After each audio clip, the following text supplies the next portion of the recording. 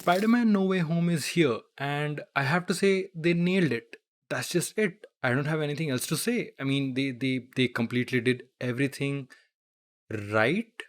My God, the weight of expectations on this movie, it's a lot. It's a lot that the movie that is it's the kind of movie that people have dreamed for years.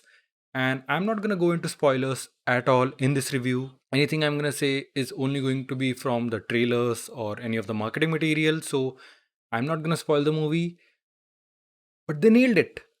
To nail this movie with five villains and a whole lot more characters that I can't talk about, some you may not even expect, but holy hell, John Watts, Kevin Feige, Amy Pascal, and Tom Holland, congrats to you for not spoiling anything, or most of the big things at least. No Way Home picks up directly from Far From Home's ending, where Peter Parker's identity is revealed to be, well, Spider Man, and everything goes bananas right from there. This is the first time in the cinematic iterations of Spider Man that Spider Man's identity has been revealed to the entire world, and that has consequences, some consequences which Peter Parker is not ready for, unlike his mentor Tony Stark as Iron Man. So, how does a high school student like Peter Parker deal with all the consequences of being outed as Spider Man? And that is the central crux of this film.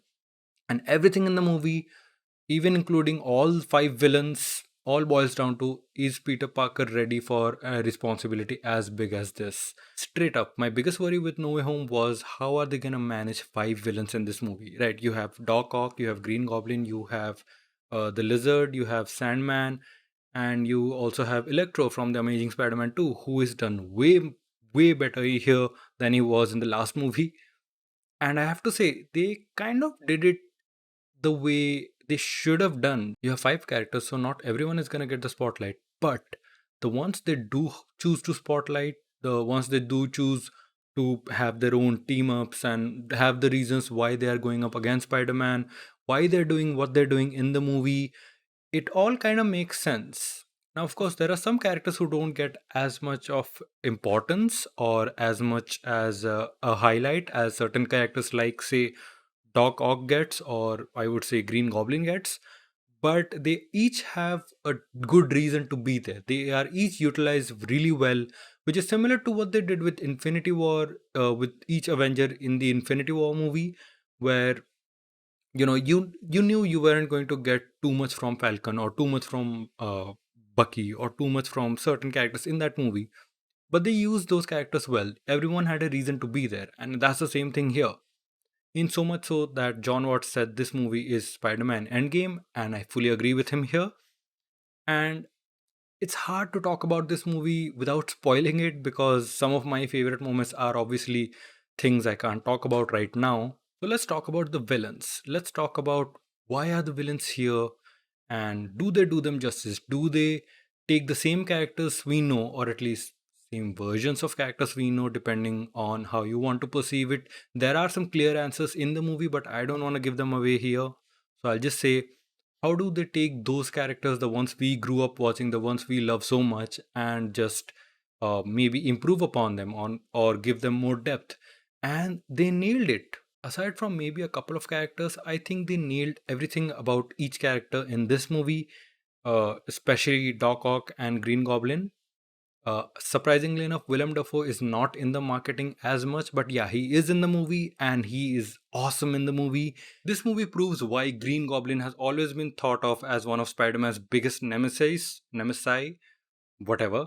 Alongside obviously characters like Venom in the comics or maybe Hobgoblin from the comics, but Willem Dafoe turns in an amazing performance as Green Goblin. He really challenges Peter to his core, which I can't talk much about here, but you do get a little bit of tease in the marketing. But it's for sure, Peter Parker has never been challenged as much in the MCU as he has been up till this point. Not just physically, but also mentally. He is really concerned about what's going to happen to to the ones closest to him. One of my biggest problems with the previous Spider-Man movies, with Spider-Man Homecoming and Spider-Man Far From Home, were that while we got some cool action sequences and while we got to see Peter grow up to become Spider-Man twice, they never really posed a personal challenge to Peter as much as I wanted them to.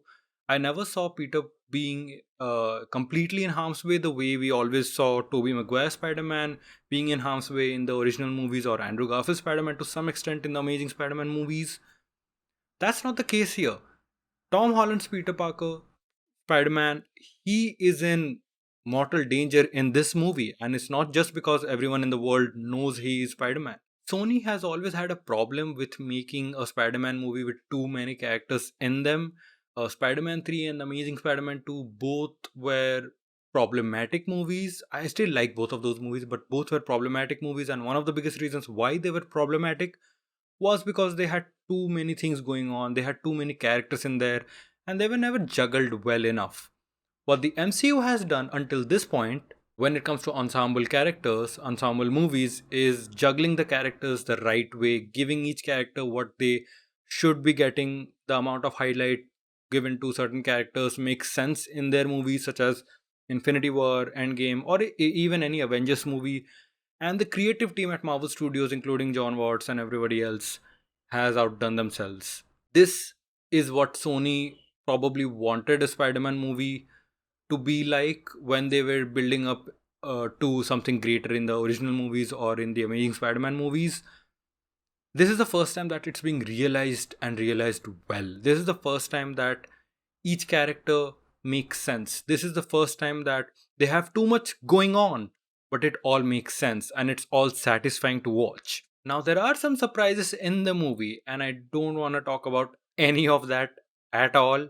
But it's really hard to talk about this movie without any spoiler discussion. So, if you want to know more about our thoughts on that, well, just stay around because me and Madhav probably are going to do a spoiler talk on this movie. Who knows how many hours it's gonna be, but stay tuned for that.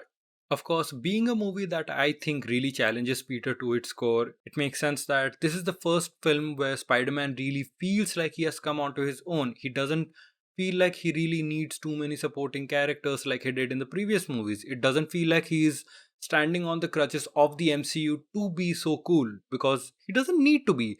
He's Spider Man. People are gonna love him no matter what. Another one of my problems with John Watts movies in the previous Spider Man trilogy, Homecoming and Far From Home, was that they never had a unique personality to them like Sam Raimi's movies did or Mark Webb's movies did. It kind of feels the same way here, but it also feels like John Watts, as a director, has stepped up, has grown, has learned from his mistakes and his strengths from his previous films, and it delivers on those really well. The action is shot well, it's not completely washed out MCU CGI like we've seen in the previous movies. Yeah, the suit has been replaced by CGI in the movie, but it's a much better choreographed film in the sense of action sequences, in the sense of music, in the sense of balancing the tone of whether it should be funny or whether it should be sad or whether it should be, uh, you know, energetic. That's the one thing I think this movie has gotten right better than the previous two movies. Maybe with the exception of Homecoming. Homecoming's finale I really love. I think that got Spider-Man right. And this movie gets Spider-Man right more than anything else. So what about the previous movie's continuities, right? That's one question everyone has had leading up to this movie. Everyone has been questioning themselves, well, if they're gonna bring in villains from the previous universes, from the previous movies, is that going to undo anything from those movies? Is that going to undo any of the actions, any of the character growth that those characters had in those movies? Well, they find a pretty clever way to circumvent that, to still keep the previous movies in canon, to still keep the previous movies as they are, but they also add in a new layer. They also add in something extra to those same characters in a way that you can still go back and enjoy the previous movies as they are without any knowledge of No Way Home or the multiverse or anything like that. You can go back, watch those movies, still enjoy them, and you can come back in, watch this movie, and appreciate the new things they are trying to do with each of the characters, like Jamie Foxx's Electro. Electro in the previous movie in Amazing Spider-Man 2 was not done well. But here he's fun. Okay, don't get me wrong. He doesn't well, they don't suddenly take one character out of five villains and take one movie which is 2.5 hours long, but they're not gonna completely change him, but they change him enough. They add enough dimensions to this character that you kind of how should I put it, have more respect for the character. And that's the same goes for certain other characters. Doc Ock, for one, has always been one of my favorite villains in the movies. I'm sure he's a favorite villain of many people who love Spider-Man 2, which I think is still like the best Spider-Man movie ever. And this movie comes close. This movie knows that we love certain things about previous movies, certain specific details like certain dialogues, certain expressions, certain music cues, and it uses them all perfectly. Now, there is a question whether anyone new to the MCU or whether anyone relatively new to these movies, such as, say, a 6-year old or 10-year-old kid going to watch a movie like this, are they going to understand everything that happens in this movie if they haven't seen the previous two movies? I think they will. I think they're gonna have a good time with the movie. I think they're gonna enjoy everything they have, but I don't think they're gonna appreciate all the extra detail. I don't think they're gonna appreciate certain things which I can't talk about. But overall, the MCU has done a great job at always taking certain things from the past, referencing back to those without making it seem like you really need to go back and watch those movies or watch those TV shows. They always kind of re explain certain things, and they do the same thing here. They explain a lot of the characters' backstories for people who perhaps haven't seen the old movies in a very neat and tidy way. So we can move along and have them develop, because we don't want a 2 hour movie where for the entire 1 hour we just have these villains coming in, they're all fighting, and all this cool shit is going down, and then we don't have enough time to develop them. No, that's not the case here. Each villain gets something new. Each villain kind of changes from the way we have perceived them in the past. Each villain, especially Green Goblin and Doc Ock, they are almost wholly new characters. They are exactly the essence of what we loved about them in the previous movies, and they take certain things about them and they elevate them. Now, what about the surprises about this movie? I'm not gonna spoil them, but I am gonna say there are certain surprises which obviously are really big and are being kept under wraps. Obviously, you kind of know. I mean, w- well, no comment.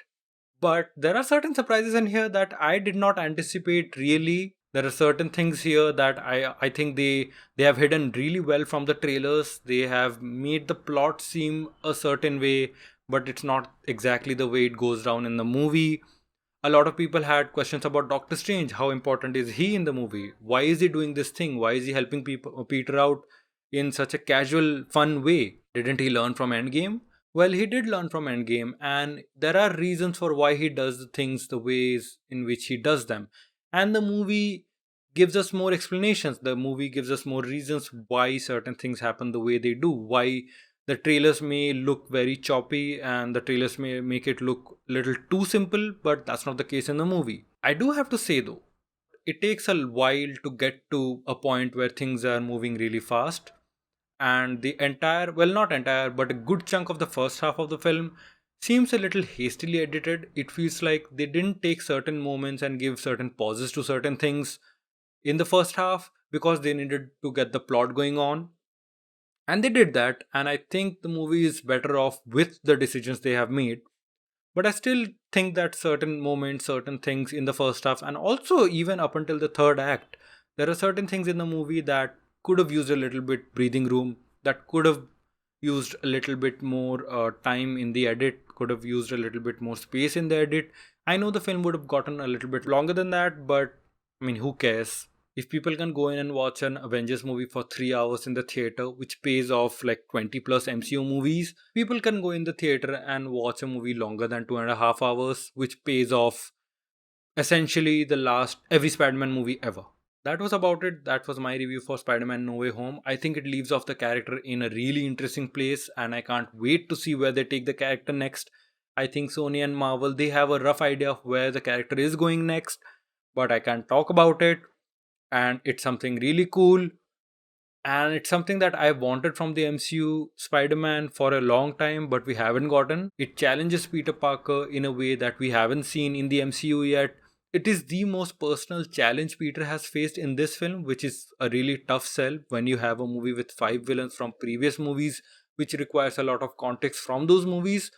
But Peter gets his ass beaten in this film. Peter is broken down in this film, and I'm all here for it. So that was about it. No Way Home. Great film. I love it. I can't wait to talk more about it in our full review, the full spoiler review with Madhav. and stay around for that. Thank you very much.